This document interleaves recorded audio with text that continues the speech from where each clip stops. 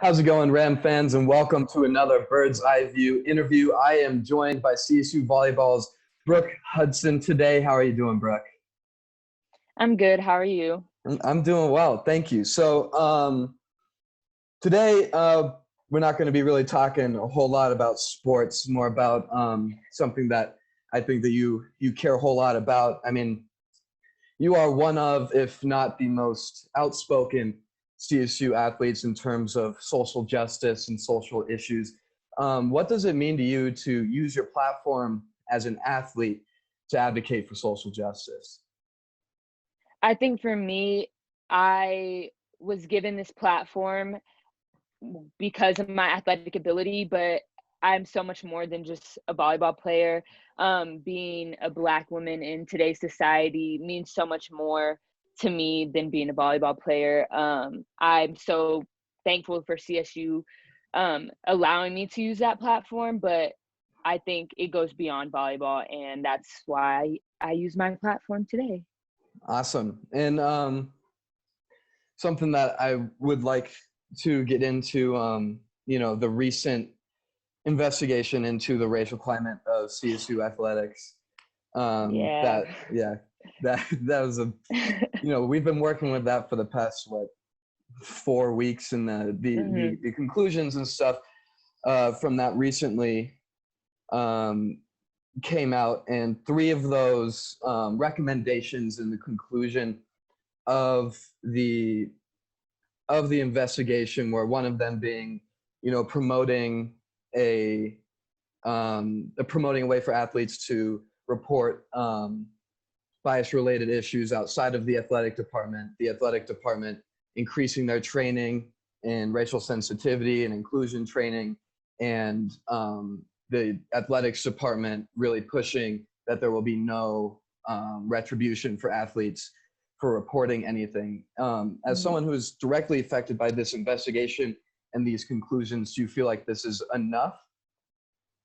Oh, no, not at all. I don't think it's enough. I think, to me, it was just another way to have Black student athletes be completely erased and their voices be completely erased by the system that we built here at CSU. I think when we hear a lot of the terms that have come up within the past few months with racial injustice and everything is systemic racism, and this was just another way that Black student athletes and Black voices are silenced by the system.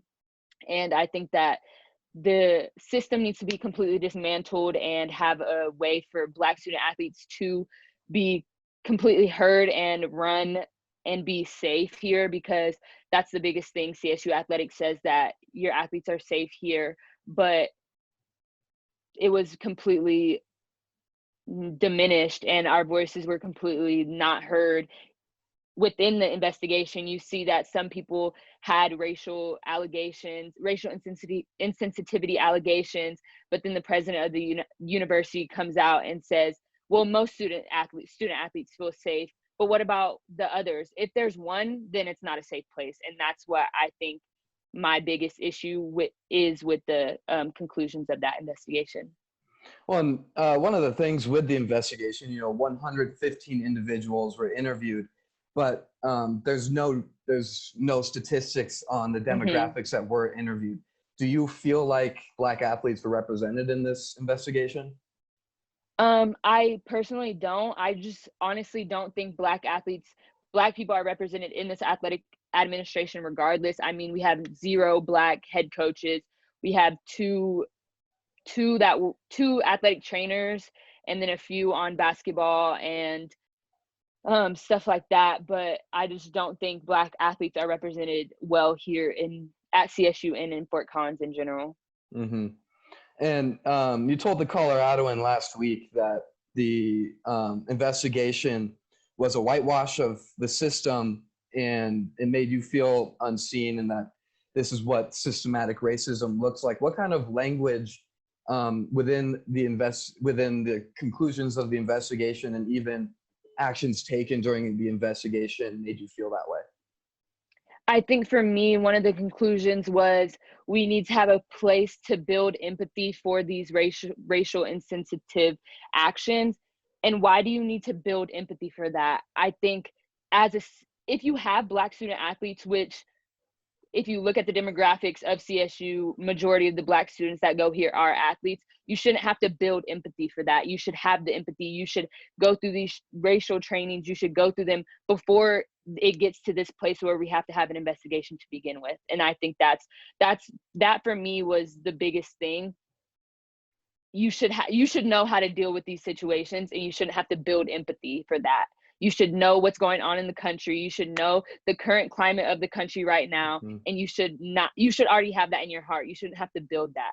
And I think that's where I was extremely disappointed. Mm. And then moving forward, not just for CSU Athletics, but for people like me in the media, fans, coaches, whatnot, how can we be better to support Black athletes at CSU?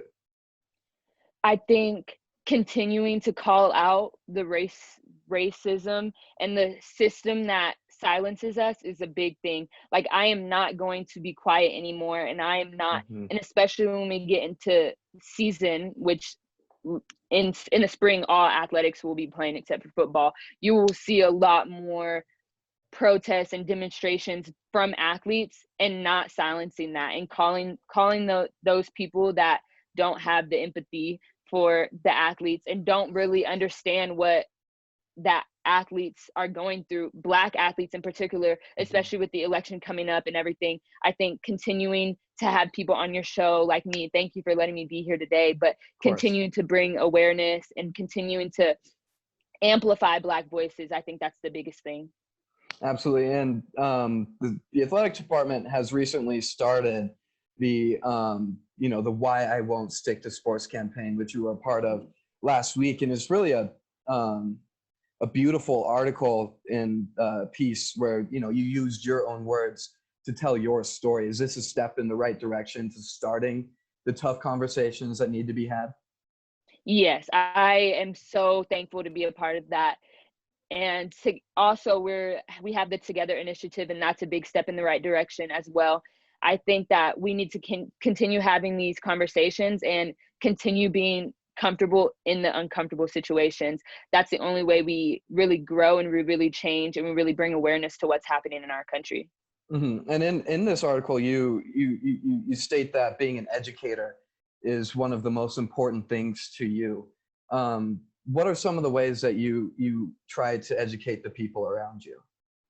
Well, for starters, we, as a volleyball team, each year we do like a diversity and inclusion training, and just being in an open and comfortable space to talk about those things that I personally, as a Black female in this country, go through, or as a gay woman, there's so many things that you don't know until you get into those raw conversations. And I think that's the biggest thing. Also, sharing books and sharing podcasts and like news articles, and you've never talked about that in sports, but recently that's the biggest thing. And I think that's where I thrive in, hey, this is what's going on, or hey, voting, we get election day off, or just different things like that, bringing awareness to the little things that nobody would know if you don't talk about it every day. Mm-hmm. And one of my probably, the whole article is extremely powerful, and I highly recommend, this reading this whole campaign. But you said, one day volleyball and my athletic abilities will fade, but I will always be a Black woman. Those words touched me deeply. Can you kind of expand on that more to help people understand exactly what that means?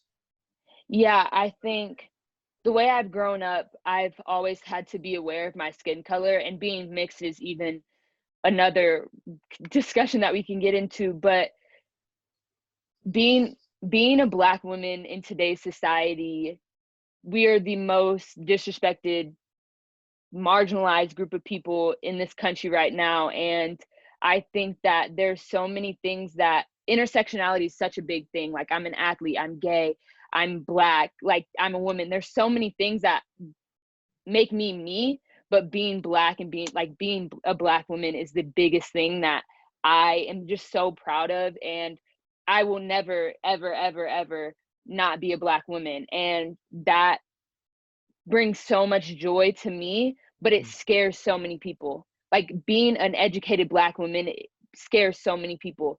And I am just so joyous and like so happy that I can be one of the most disrespected groups, but the most educated. And there's so many great aspects to being a Black woman. And yes, I'm a great volleyball player. Like, that's what I'm here to do, but I'm also never going to not be Black. And I think people need to know that intersectionality, you're not just an athlete and you're not just one thing. And there's so many things that can make you a person. And that's what I'm trying to bring awareness to. Absolutely. And I think you're doing a great job. You're very active on Twitter. You Yeah. never hold back in your interviews.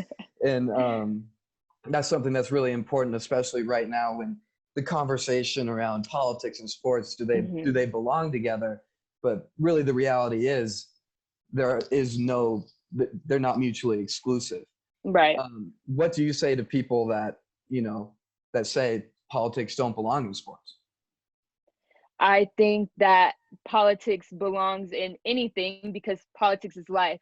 Me being a political science major, I know that just fits right up my alley, but it really, when you really get into it and you really look, it's more than just who you're voting for president. Like, there's the city elections and the local elections and the state elections that really represent who you are as a person. And if you say you want change in this world, then you have to be involved in politics. And just because I'm an athlete doesn't mean that I don't have stake in politics. I still have a life. I go home and I take off my jersey, and I'm more than just a Colorado State volleyball player. And that's where politics needs to be in sports, because just because y'all want to root for me on the court, but y'all are voting against me and everything else in life, that's really not, it can't happen. You can't vote for me, but then vote against me. And that's what I want to just talk about, because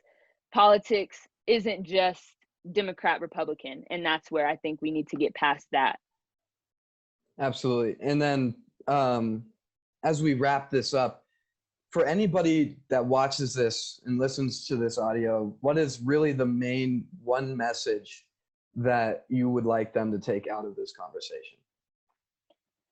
I think the main message that I would like them to take is that all lives can't matter until Black lives matter. And Black athletes will not be silent any longer, and get ready for a lot to come. Awesome. Brooke, thank you so much for, opening up to me and being vulnerable, and really, you're a public figure, and it can be hard to say these things, but thank you for being vulnerable and opening up and, telling people what needs to be heard. Thank you for having me. Of course.